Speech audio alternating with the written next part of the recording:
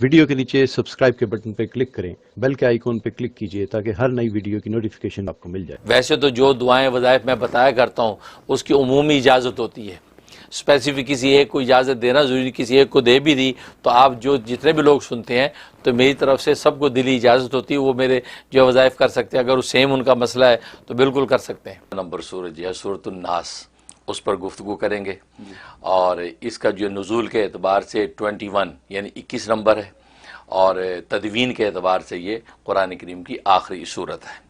اس کی 6 آیات ہیں، اور سورۃ الناس، ناس کا معنی ہوتا ہے انسان، گویا کہ انسان، تو آخری صورت گویا کہ سورۃ الانسان ہے، گویا کہ الناس انسان کو کہا جاتا ہے۔ اور پھر سورۃ الناس کے اندر عجیب اللہ تبارک و تعالی نے ایک معرفت بیان کی کہ یہاں پر 3 عنوان بیان کیے، قل اعوذ برب الناس، اے پیغمبر آپ کہہ دیجئے کہ میں پناہ لیتا ہوں برب الناس، رب الناس یعنی انسانوں کے رب کی، ملک الناس انسانوں کے بادشاہ کی، الہ الناس انسانوں کے معبود کی۔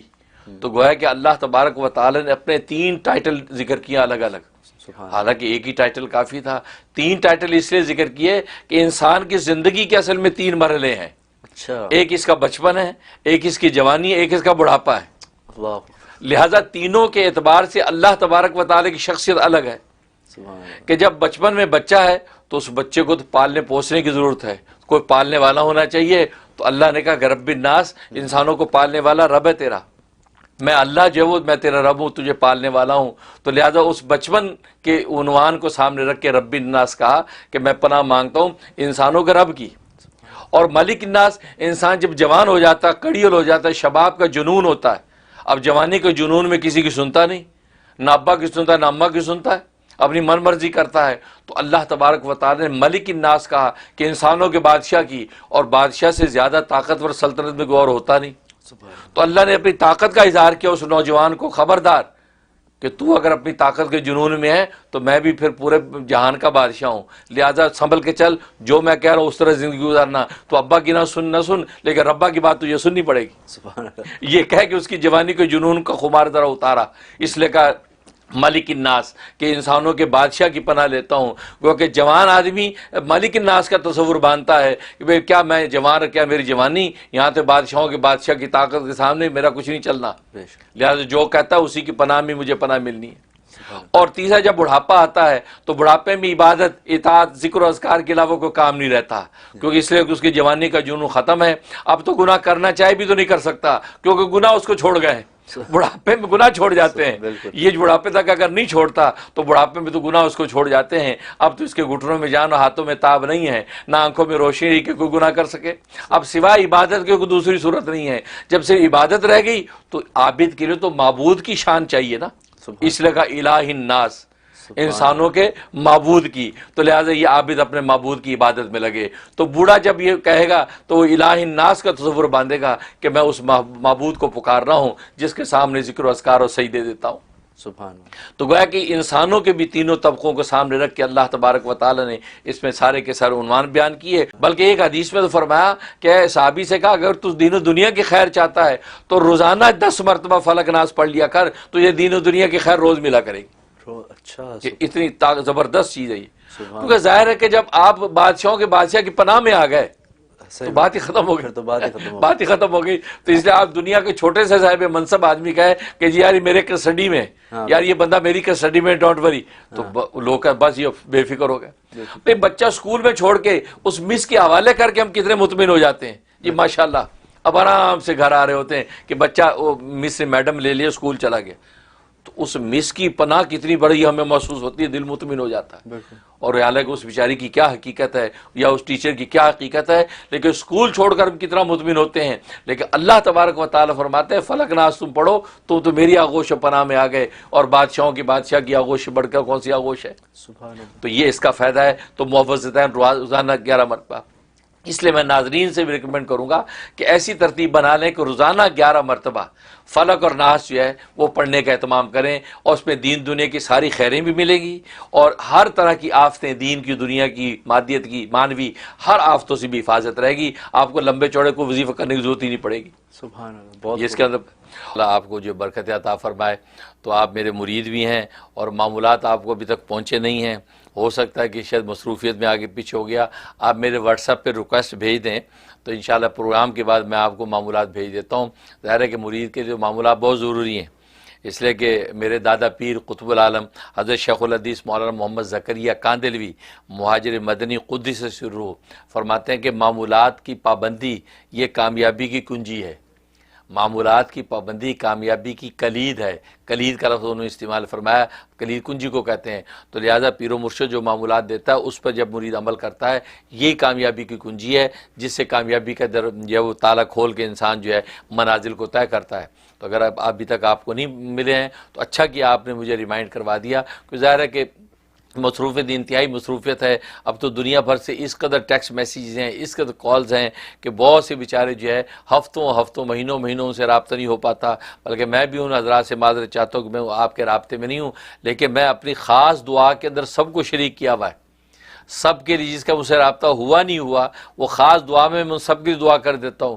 یا اللہ جو اپنی پریشانی مجھے بیان نہیں بھی کر سکا، یا اللہ آپ تو جانتے ہیں دور آپ نے کرنی ہے، یا اللہ اس بیچاری کی پریشانی دور کر دے، یا لو فلاں کا جو مقصد وہ بھی پورا کر دے، ان کی جائز دلی مرادیں پوری کر دے.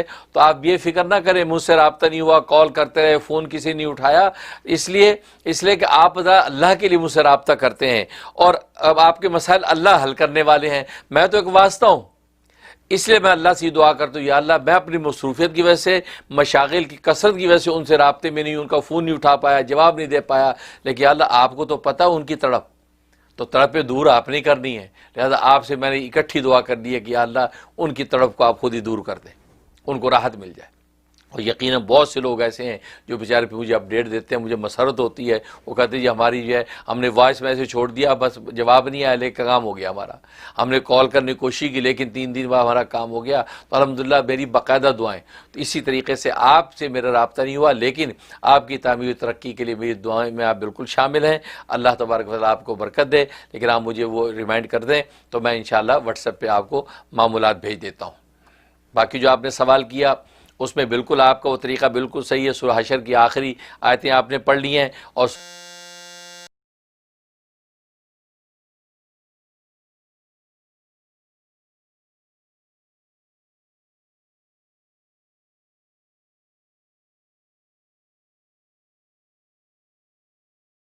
سب سے پہلے تو ٹیلی فون کے جو ڈیز ہیں اس کے بارے میں آپ سب حضرات نوٹ کر لیں. پہلے میں نے بدھ اور جمعرات یہ 2 دن ٹیلی فون کے رکھے ہوئے تھے نیو یارک کے ٹائم کے حساب سے 12 بجے سے 4 بجے تک. اب یہ چونکہ میرے پروگرام کے ٹی وی کے مشاغل کی وجہ سے میں نے وہ ڈیز چینج کر دیے ہیں. اب منڈے اور وینسڈے یہ 2 دن ٹیلی فون کے ہیں. منڈے کو فون کر سکتے ہیں آپ 12 بجے سے لے کے 4 بجے تک نیو یارک کے ٹائم کے حساب سے. اسی طریقے سے یا وینسڈے کو کال کر سکتے ہیں 12 بجے سے 4 بجے تک.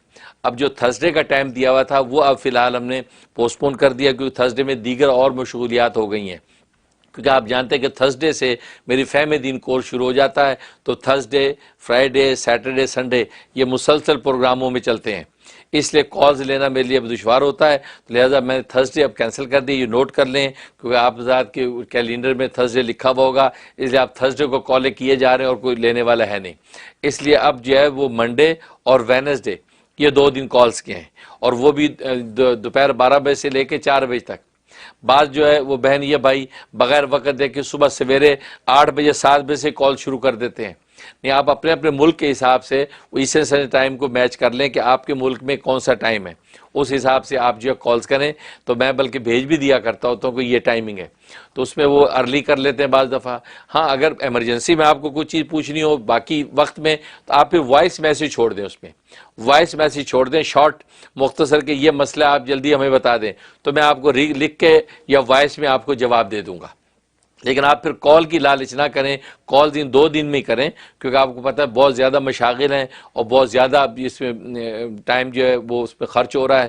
تو لیکن یہ کہ معاملات جو ہے پھیل رہے ہیں اور آپ چاہنے والے بھی پھیل رہے ہیں. دنیا بھر سے صبح شام کالز آتی ہیں اور مجھے بھی افسوس ہوتا ہے میں آپ کو جو کال نہیں لے پاتا، لیکن میں جان بوجھ کے ایسا نہیں کرتا، لیکن یہ کہ وہ وقت میں یہ ہمت ہی نہیں ہوتی کہ آپ کی کال ساری کالیں لیں. تو آپ وائس میسیج چھوڑ دیں، اگر لکھنا ہو تو مختصر 2 ٹوک بات لکھیں. بہت لمبی بات لکھیں گے تو بھی اس وقت جو ہے وہ پھر اس کو پڑھنا وہ اس کے لیے بھی وقت چاہیے. تو اس لیے انشاءاللہ یہ 2 دن میرے ٹیلی فون کے ہیں، منڈے یعنی پیر کا دن اور وینسڈے یعنی بدھ کا دن. ان 2 دن میں آپ کال کر سکتے ہیں. 347-458-9061 347-458-9061 یہ میرا واٹس ایپ نمبر ہے، سیل نمبر ہے. اس پہ جو ہے میں ٹیلی فون پہ جو آپ حضرات کو ملتا ہوں 2 دن میں نے رکھے ہوئے ہیں اسی نمبر پہ. آپ وہ 2 دن کال کیا کریں.